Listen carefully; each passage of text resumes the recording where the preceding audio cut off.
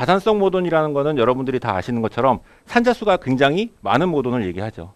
그래서 실질적으로 그동안 다산성 모돈이 국내에 도입이 되면서 산자수가 많이 늘어났습니다. 근데 전 세계적으로도 산자수가 굉장히 많이 늘어났죠. 그러다 보니까 이 다산성 모돈의 분만에 있어서 여러 가지 문제점들이 발생을 하게 됩니다. 그래서 그 첫 번째 문제가 분만 시간이 길어진다는 거죠. 그래서 아무래도 나와야 되는 새끼들의 숫자가 늘어나니까 자연스럽게 분만 시간이 길어지게 되고요. 그 다음에 숫자가 많아지고 모돈의 자궁의 용적은 한정이 되어 있기 때문에 태어나는 새끼들의 생식체중은 줄어들 수밖에 없습니다. 그리고 이러한 이유로 인해서 모험가 이전과는 다산성 모돈 이전의 분만사 관리와는 조금은 다른 분만사 관리가 필요하게 되지 않았나 생각이 되고요. 그래서 여러 가지 언론에서도 많이 나왔지만 최근에 양돈장의 성적들을 얘기를 할 때 이 다산다사라는 얘기를 많이 하거든요. 많이 났지만 또 그만큼 많이 죽었습니다. 그 이유는 제가 생각하기로는 다산성 모돈에 적합화된 분만사 관리가 정확하게 이루어지지 못했기 때문이 아닐까라고 생각이 되고요. 그래서 오늘 교육의 목적은 다산다생, 많이 나서 많이 살리는 관리를 할 수 있도록 농장에서 그런 내용에 대해서 중점적으로 설명을 드리려고 합니다. 그래서 이제 지금 보시는 자료는 제가 이제 그 덴마크 농장을 방문을 했을 때 그 농장의 이제 그 성적 모돈 이제 현황판인데요. 실질적으로 보시면은 우리나라의 다산성 모돈과는 확실히 좀 스케일이 다릅니다. 그래서 보면 요게 이제 실산이고요. 요 모돈 같은 경우에는 1산차의 실산이 17도, 2산차의 14도, 3산차의 19도, 4산차의 19도. 예. 우리나라하고는 조금 이제 차원이 다르죠. 그다음에 요 모돈 같은 경우에도 마찬가지입니다. 요 모돈 같은 경우에도 이제 요게 실산인데요. 1산차에서 18도, 아까보다 더 높죠. 2산차에서는 23도, 3산차에서는 24도, 그다음에 4산차에서는 27도. 예. 실질적으로 덴마크와 우리나라의 생산성의 차이가 사용 관리 방면에서 조금은 다른 점도 있지만 기본적으로 제가 생각하기에는 이 종돈의 어떤 유전 능력에서 일단은 기본적으로 차이가 나고 거기서 출발점이 다르기 때문에 덴마크와 우리나라의 어떤 성적 차이가 크지 않나라는 생각이 드는데 어쨌든 현재 모돈은 이렇게 굉장히 고능력으로 진짜 다산성 모돈으로 갱신이 되고 있다라는 것을 여러분들에게 말씀을 드리기 위해서 이제 이 자료를 제가 준비를 해봤습니다. 그래서 좀 전에 말씀드렸던 것처럼 모돈이 다산성 모돈으로 이제 변화가 되면서 다산성 모돈의 분만과 관련된 여러 가지 이제 문제들이 발생이 되게 되는데요. 그래서 그것들을 갖다가 요 분만 전후 모돈 증후군이라는 용어로 정의를 하기도 합니다. 그래서 요 분만 전후 모돈 증후군을 보면 일반적으로 좀 전에 말씀드렸던 것처럼 분만 시간이 늘어나는 거 이런 문제들이 생기게 되고요. 그 다음에 여러 가지 그 사료나 영양적인 측면으로 인해서 모돈이 분만 전후로 이 변비로 인한 문제들이 발생이 되게 되고요. 그 다음에 또 분만을 하고 나서 일반적으로 많은 모돈들이 이제 경험을 하게 되는 저유증 문제도 다산성 모돈에서 특히 더 많이 발생이 되게 되고요.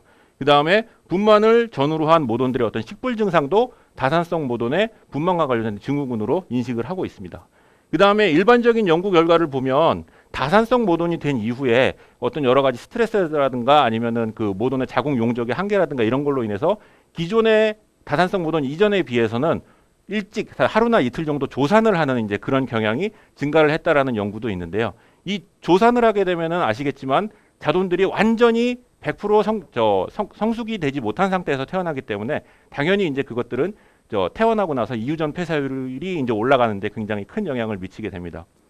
그 다음에 여러 가지 또 이제 문제들이 있지만 자돈 측면에서 생각을 해볼 수가 있는 거는 어쨌든 모돈들이 이런 스트레스 영향이나 아니면은 다른 여러 가지 문제로 인해서 분만에서 문제가 생기게 되면 자연스럽게 자돈들의 생존율에도 영향을 미치게 되고요. 그 다음에 자돈들의 생존율뿐만 아니라 자돈들의 성장 속도에도 영향을 미치게 되기 때문에 여러 가지 이러한 복합적인 문제들로 인해서 분만사에서의 관리가 어떻게 되느냐에 따라서 자돈들의 성장과 모돈들의 회복 여러 가지 문제에 영향을 미치게 됩니다. 그래서 여기 보여드렸던 이런 요인들이 복합적으로 서로 관련이 되면 궁극적으로는 농장에서의 이 생산성 손실이라는 결론으로 도달할 수밖에 없다라는 말씀을 여러분들께 드리고요. 그래서 이런 다산성 모돈 이후에 그 모돈의 분만 전후 증후군과 관련이 돼서 한국이 대처하는 방식과 그 다음에 세계 최고의 생산성을 가지고 있는 덴마크가 대처하는 방식에 대해서 간단하게 좀 비교해서 설명을 드리려고 합니다. 한국 같은 경우에는 일단 굉장히 간호분만을 중요하게 생각을 하시죠. 간호분만을 하기 위해서 분만사에서 많은 인력이 분만을 할 때 달라붙어서 새끼들을 한 마리라도 더 살리기 위해서 노력을 하시고요.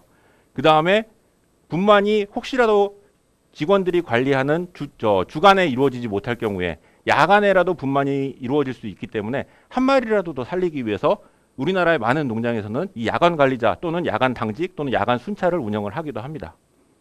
그 다음에 아까 말씀드렸던 것처럼 분만을 집중시키기 위해서 주간에 유도 분만제를 많이 사용을 하고요. 그 다음에 분만 시간이 지연되는 문제를 단축을 시키기 위해서 옥시토신이라는 호르몬을 사용하기도 하죠. 그 다음에 분만을 하고 나서 모돈들이 아까 말씀드렸던 저유증이나 유량 부족의 문제를 해결하기 위해서 많은 농장에서는 유량을 증가시키는 목적 또는 유량을 개선시키는 목적으로 모돈에게 첨가제를 사용하기도 합니다. 그리고 그래도 유량이 부족하고 산자수가 너무 많을 때를 위해서 많은 농장에서는 이 비싼 비용을 지불을 하면서 대용류를 사용을 하기도 하죠. 이게 이제 지금까지 말씀드린 이제 한국의 상황이고요. 그렇다면 덴마크는 어떨까? 덴마크 같은 경우에는 근로기준이 우리나라보다 훨씬 더 엄격합니다. 그래서 덴마크는 주 37시간 근무를 해야 되기 때문에 농장에서 직원들의 근로시간이 굉장히 짧아요. 그래서 제가 방문했던 농장뿐만 아니라 여러 외 부분의 모든 농장에서는 아침에 7시에 출근을 하게 되면 모든 직원들이 3시에서 늦어도 3시 반에는 퇴근을 합니다. 그렇다면 이 3시에 퇴근을 해야 되는 경우에는 3시 이후에 분만하는 거에 대한 간호 분만이나 아니면 야간에 분만하는 야간 분만에 대한 관리가 불가능하겠죠. 그래서 덴마크는 어디에 포인트를 맞추냐 하면 분만할 때 관리자가 달라붙어서 한 마리라도 더 살리기보다는 모돈이 자연스럽게 편하게 빨리 새끼를 잘 낳아서 알아서 새끼들이 포유를 할 수 있는 방법이 무엇일까에 포커스를 맞춰가지고 관리를 하거든요. 그래서 자연분만, 새끼들이 모돈이 어떻게 하면 새끼들을 숨풍숨풍 잘 낳을 수 있게 할 수 있을까, 그런 거에 대해서 포커스를 맞춰가지고 연구를 많이 합니다. 그리고 결정적으로 생산비를 줄이기 위한 노력을 굉장히 많이 하는데요. 덴마크의 돈가는 여러분들이 잘 아시는 것처럼 굉장히 낮습니다. 그래서 제가 2017년 3월에 한 2주 동안 가가지고 일했던 저희 덴마크 농장 사장님하고 저하고 이제 가끔씩 이제 연락을 주고받는데요.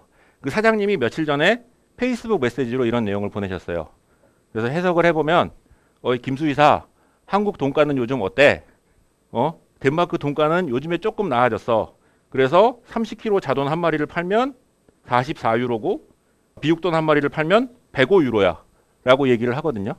근데 이 30kg짜리 자돈 한 마리를 팔았을 때 가격 44유로는 우리나라 돈으로 계산을 하면 56,000원 정도가 됩니다.